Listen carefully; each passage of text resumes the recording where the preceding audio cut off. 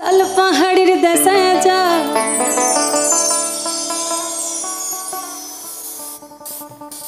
অতি রঙা মাটির দেশে যা तक तुके मन ही छनाई गो हुना नहीं के बार मनाई छनाई गो। এই গানটার একটা ঘটনা আছে। এটা কোনো প্রচলিত গান নয়, এটা কোনো বাউল গানও নয়। শ্রীরামপুর স্টেশনে একটি মহুয়া গাছ। কোথায়? শ্রীরামপুর স্টেশনে একটি মহুয়া গাছ। হঠাৎ করে শ্রীরামপুরের মাটিতে একটি মহুয়া গাছকে দেখে কবি অবাক হয়ে বলেছেন, হাই দেখো গো, তুই এখানে কেন? কবি অরুণ কুমার চক্রবর্তী অবাক হয়ে বলেছেন, হাই দেখো গো, এখানে কেনে? অত লাল পাহাড়ের দেশে যা, তু রঙা মাটির দেশে যা, থাক তোকে মানাইছে নাই গো। না না না, একেবারে মানাইছে নাই গো। তো সেখানে গেলে মাদল পাবি, মেয়া মরদের আদর পাবি। থাক তোকে মানাইছে নাই গো। না না না, একেবারে মানাইছে নাই গো। একটি মহুয়া গাছ কোন লাগরই লয়। একটি মহুয়া গাছ যার থাকার কথা আমাদের লাল মাটিতে, বাঁকুড়া, বীরভূম, পুরুলিয়ায়। তাই কবি অবাক হয়ে বলেছেন এই কথা। এটি একটি কবিতা ছিল,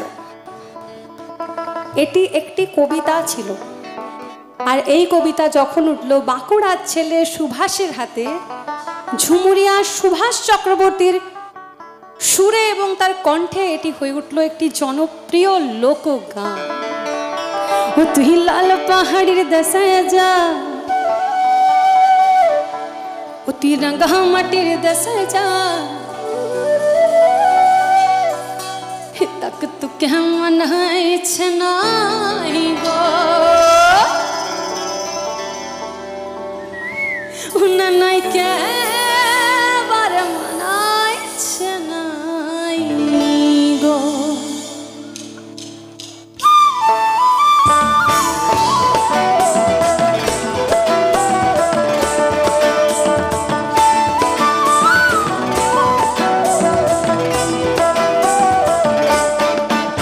তুই লাল পাহাড়ের দেশে যা, রঙা মাটির দেশে যা,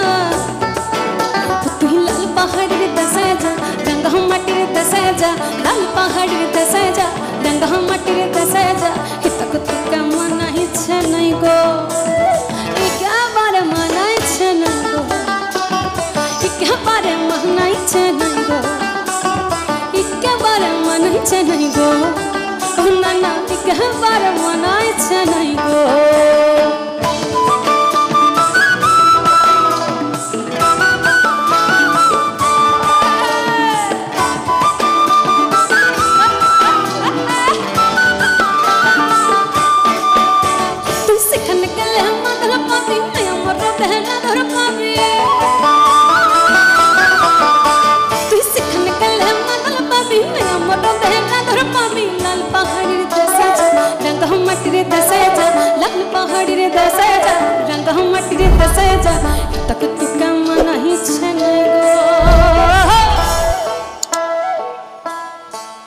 এখানে উপস্থিত সকলের এই গানটা জানা, কি জানা তো? সবাই মিলে একবার হ্যাঁ তো বলো, সত্যি জানা তো? তাহলে সবাই মিলে একবার সেই মানুষটার জন্য একটা লাইন গাইব, যিনি এই গানটা কবিতা থেকে গান না করলে এই গানটা আমাদের সঙ্গীত জগতে আসতোই না। সেই মানুষটার জন্য সবাই মিলে একবার একসাথে, না না একবার, এত আসতে, না না একবারে আর একটু জোরে, একটু জোরে।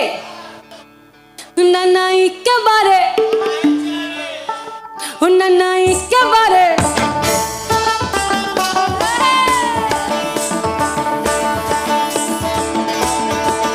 না না একেবারে মানাইছে নাই গো, একেবারে মানাইছে নাই গো, না না একেবারে মানাইছে নাই গো, একেবারে মানাইছে নাই গো, একেবারে মানাইছে নাই গো, না না একেবারে মানাইছে নাই গো, একেবারে মানাইছে নাই গো,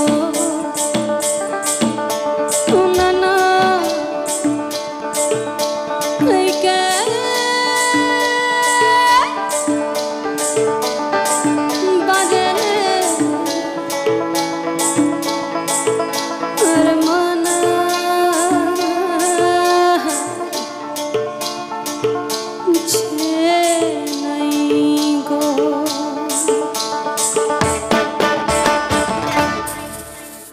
এবার সেই গানটা গাইবো আপনাদের।